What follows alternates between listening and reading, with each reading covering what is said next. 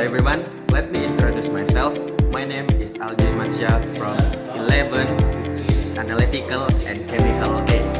Now, I will show you how to build a burret. First step is prepare the equipment. Gather the burret, stand and clamp, ensure all are clean and function. Second is attach the clamp.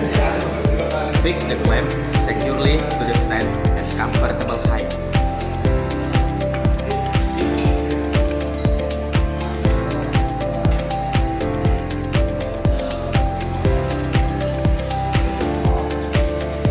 Third is insert the burret.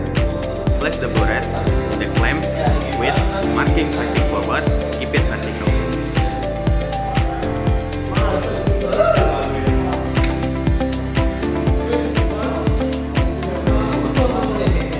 That's all my tutorial.